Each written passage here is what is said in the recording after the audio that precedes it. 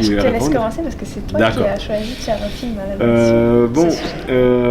On a choisi ce sujet parce que déjà les histoires des familles sont toujours un point de départ qui inspire beaucoup des réalisateurs vers la recherche de leur propre, disons, vie ou façon de comprendre le monde et tout ça. Et il y a 10 ans, quand on a commencé à faire ce projet, j'avais rencontré Mélodie en Inde. Et de là, on a voyagé en Roumanie pour qu'elle connaisse un peu ma famille. Et on a rencontré ma grand-mère, le sujet de mon film.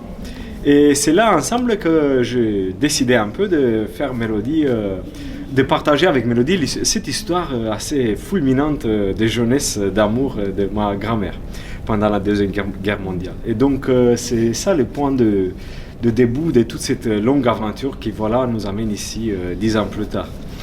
Et si je peux compléter, c'est aussi parce qu'après, du coup, en Roumanie, il y a eu une archive de photographie d'un photographe qui s'appelle Costica Accente, qui a été un peu révélé au grand public et qui est un photographe qui a pris beaucoup de population pendant la Seconde Guerre mondiale. Donc il y a beaucoup de photos avec des soldats et des jeunes filles aussi.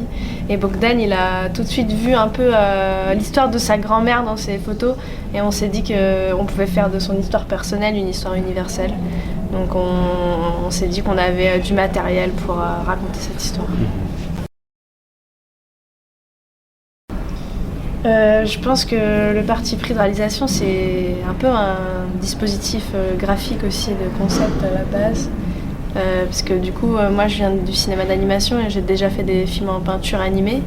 Et on avait vraiment la volonté à la base de mélanger du coup la peinture et les photos. En fait, de recréer un peu du mouvement à partir de cette archive de photos. Et on avait en voix off la voix de sa grand-mère que Bogdan avait enregistrée. Et donc les choix de réalisation ont été faits à partir de ça, quoi. Même la manière de mettre en scène, par exemple les photographies, on est beaucoup parti des photographies. Et les photographies sont beaucoup des portraits de face, souvent en pied. Donc on n'a pas essayé de recréer des espaces trop en perspective, on a essayé de rester dans cette mise en scène induite par les photos aussi. Donc je pense que c'est beaucoup un concept à la base, mais on s'est donné les règles du jeu avec ça, quoi. Moi, j'ai un peu dans la tête le cinéma, disons, plutôt un genre de cinéma, le cinéma asiatique, et plutôt Ozu, les réalisateurs japonais qui traitent des petites histoires des familles comme ça, microscopiques, mais il met une grande loupe dessous. Et même si notre histoire est assez grande et ça se passe pendant la guerre et il y a beaucoup de tumultes comme ça, je trouve qu'il y a quand même une intimité là qui, pour moi, je l'ai retrouvée un peu dans ce cinéma de ce monsieur, Ozu. Mais je pense qu'à la base, c'est plus un désir graphique. Et en même temps, ça nous a été un peu reproché aussi au début, mais je pense qu'on a réussi à en faire autre chose. Et donc je pense que l'inspiration, elle vient surtout aussi du mélange graphique de la photo et de la peinture, et de voir ce qu'on pourrait en faire.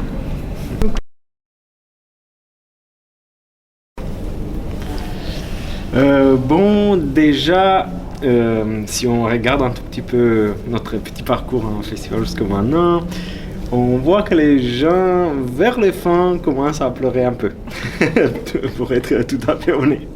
Et donc, c'est pas qu'on attend que les gens pleurent, mais on sait que ça peut susciter beaucoup d'émotions vers les fins. Et bon, ce que nous provoque beaucoup de plaisir après quand on discute un peu avec les spectateurs, c'est de voir que n'importe où le film est projeté. Donc c'est une histoire de Roumanie, mais si on va en Allemagne, on parle avec le public de là, on voit que quand même il y a une sorte de universalité du sujet, que dans n'importe quelle culture, on a les mêmes façons de réagir en face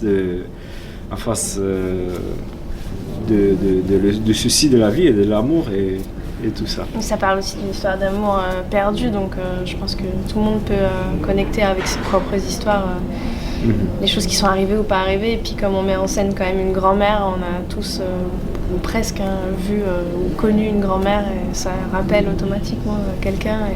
Donc je pense qu'on s'attend pas forcément à des réactions à la base, mais on a découvert plutôt les réactions que ça procure et on espère que ça va continuer.